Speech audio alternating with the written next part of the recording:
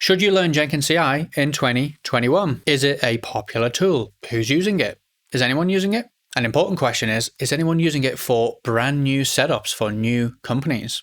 Let's get to the bottom of those questions right now.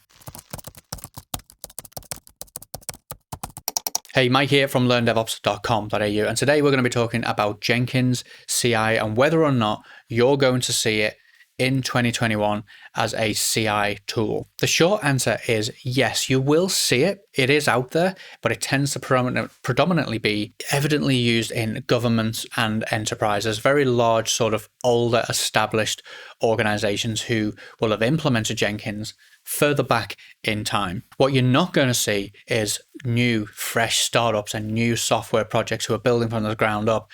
They're probably not going to be deploying Jenkins CI, or if they do, it's very likely that they're going to have a SaaS-based implementation. They're going to go with some kind of hosted version of it. Now, the reason for that is, well, let's just move on to my thoughts.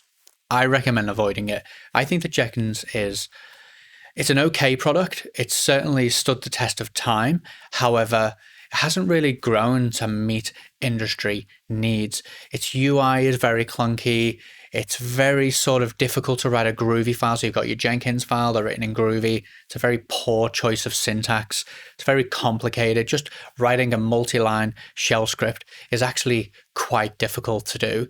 It just makes things very, very difficult. The UI, it's not very good at all. It's very sort of difficult to navigate. It makes it hard to find things. It's very complicated. It's just overall one of those tools that just hasn't had a lot of polish applied to it.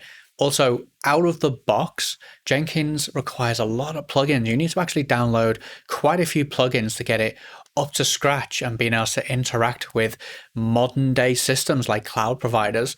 The reason for this is that it's really more of a platform that you build on top of. You take plugins, you bolt them into the side, and then it becomes sort of like this sort of bespoke tool that does this very specific thing for you, which can be really good.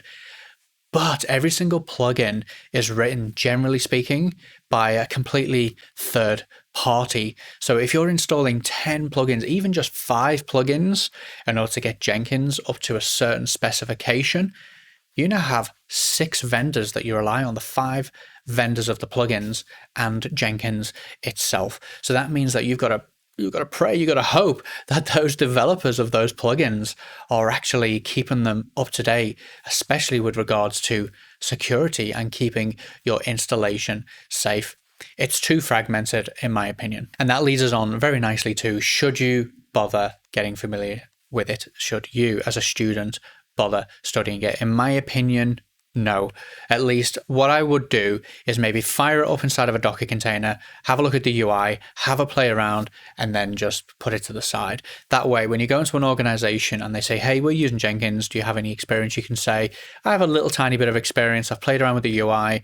I've maybe got a job going. But other than that, I've never actually gone really deep into a Jenkins installation. Instead, what I have done is I've focused my time on much more modern tools like GitLab CI or GitHub Actions or other much more modern, polished tools such as that. I hope that that's been helpful. Let me know by hitting the subscribe button, hitting the like button, and of course, let me know down in the comments below if you agree or maybe you disagree. Maybe you love Jenkins. I'd love to hear from you, and I'd like to understand what it is that you love about Jenkins. Just get on down there in the comments. Or if you prefer to chat live, then head on over to chat.learndevops.com.au, where I'm there along with many, many, many other professionals in the industry, and we can have a chat about it. Cheers. Very nice.